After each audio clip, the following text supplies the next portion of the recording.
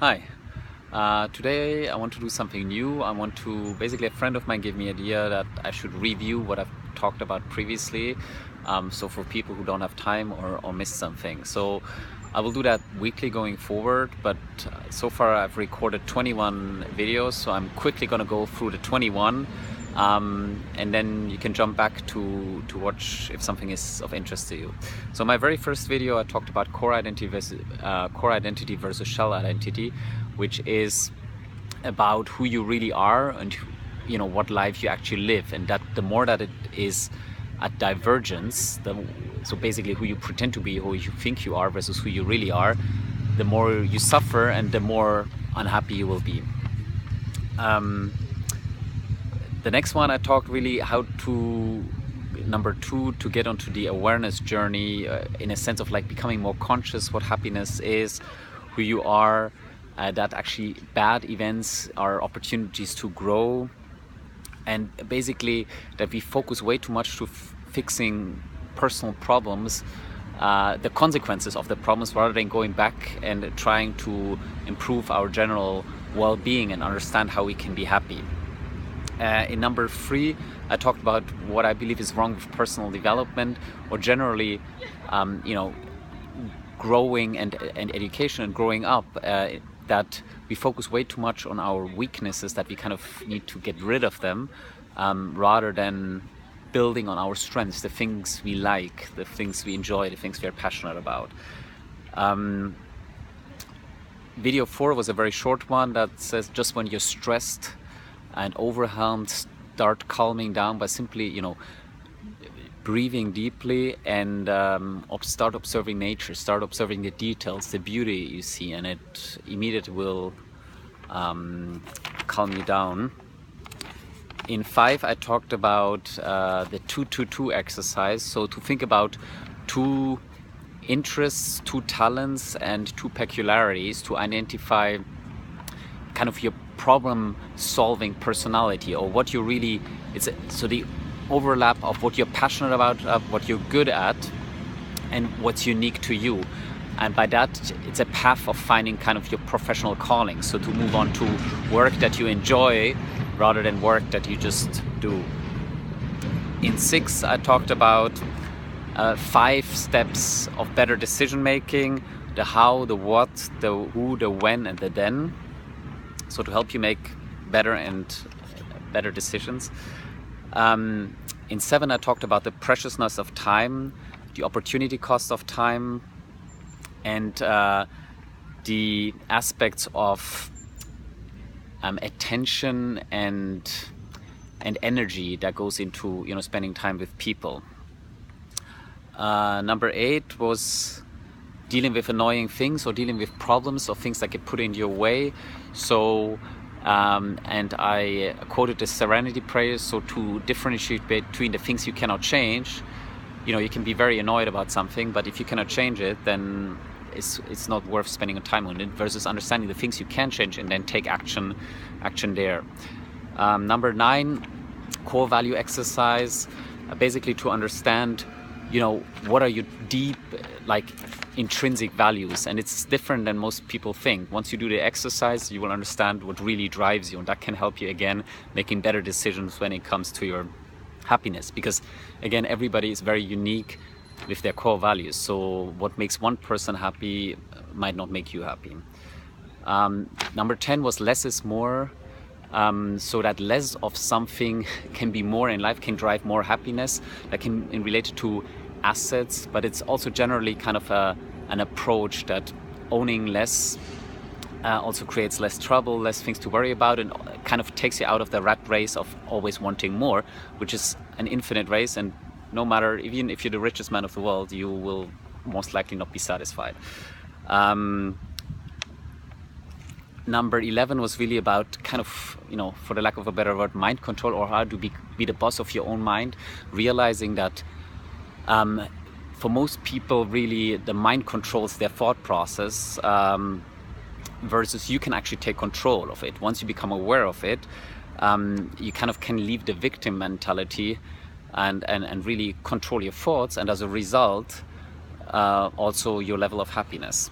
because everything really starts and ends in the head. So once you start kind of understanding how you work as a human and how your brain works, you will, that's a big step in the path of a happier life. Number 12, I talked about how to better communicate, how different we are as individuals, and that actually it's a wonder that we kind of really get along, because if someone says something, the other person will perceive it as completely different based on their cultural background, based on their experiences, based on their personalities, and we just see the world very differently. And once you become aware of that, you start understanding why certain things happen the way they happen. You start understanding misunderstandings, and you can start avoiding them, by becoming more conscious about it. And also your own perceptions is very individual of how you understand things. Number 13 was the possibility, the power of priming yourself. So by everything that we see, every interaction that we have kind of drives emotion in us, and we kind of take control a little bit more like that by, for example, putting signs up or pictures in our apartment that make us happy or make us smile. And so it's a very powerful way of very easily changing your emotional state, and you can also do that obviously to other people. In number 14, I talked about possibilities, that really everything is possible in life, and that we always come off a resource constrained mindset. We always think resources are limited and I need to get the biggest part of the pie as possible, while really we can increase the pie, and actually limitations are really based on your mind. I mean, if you think about, and I quoted Steve Jobs there, everything you see around you has been basically built by people and based on ideas that other people had, and many of these people were no smarter than you. And so once you understand that, it kind of opens up a whole new realm of possibilities, what you can do in life. And think about that, you only have this life, so why wouldn't you try to do something that really moves something forward? In number 15, I talked about success, and that success is really something else than what most of us think. It's really, not the externalities. It's really not about how much money we have, how powerful we are, but success is really whether you have a happy life. And what a happy life makes are other things. And as I talk in all the other videos, and once you kind of realize that, it kind of changes your view on how you should live life. Number 16, I talked about being present, being in the now. Our mind, 50% of our time of our mind is in a different place and thinks about different things, and usually that kind of puts us on a lower level, than a lower level of happiness in that very moment than if you would be in the now.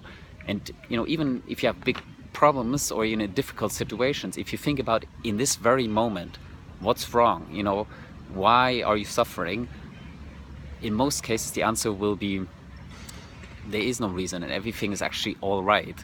And so the more present you are, the more you start enjoying life, and the more you also perceive the beauty around everything that you see. In 17, I talked about fear of change, that once we come to a pain point that we need to change something, we often still cannot make that jump. We cannot make that first step or that jump into that cold water or from the springboard and kind of initiate that change. So we kind of, there's inertia, and we delay, and it becomes ever more painful, when actually this very first step, yes, is difficult because you go into unknown territory, but every step afterwards becomes easier, and it's such a rewarding journey that you just need to have the courage to do that first step. In number 18, I talked about serendipity and being open, that when you kind of stop planning everything and kind of just start going more with the flow, generally in life, not necessarily in your daily routine, but generally in life, that then suddenly unexpected opportunities arise, encounters. You might not be able to make one appointment, but because of that, you start to get to knowing someone else, you start being in a different place, see something new. It's amazing. And once you start creating awareness for that, it really opens your eyes.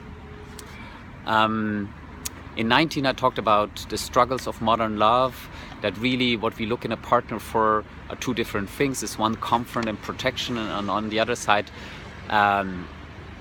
adventure and passion and surprise, and that it's very hard to have those two things in one person. And the other thing I talked about is being in love and fall versus falling in love, that falling in love is something that is temporary, and that's kind of this new, you know, passion and everything, and this is something that subsides after 18 to 24 months. And so and that kind of often when relationships break, because there's kind of the routine and it's not that exciting anymore. So you need to kind of think of how to overcome that, and I'll talk more about that in the video. Number 20, trust in life. It's like everything is going to work out all right. We always, again, come from a scarcity, from an uncertainty, worrying mindset. We always think of what could go wrong, because that's how biology kind of hardwired us. But in today's Western modern world, there's rarely any reasons, you know, that there will not be survival and that everything will kind of come down and Earth ends. So we kind of really need to start kind of trust the process. And once you open up more and are willing to embrace change and uncertainty, etc., life becomes much more blissful and more enjoyable. It's simply by changing your mindset. And then number 21, yesterday I talked about saving money wrongly, so that we kind of sometimes steal us from our happiness by saving money in places that don't really have an impact in the bigger picture, out of principle or out of because we shouldn't pay more for certain things, which is a shame, because exactly those experiences, they really drive happiness rather than the big investments we make. And so if you change your mindset here, you can, you know, experience daily kind of bliss and happiness very easily. That's what was a summary for the first 21 videos. I hope that was helpful, and tomorrow I'm back with a new video. Take care.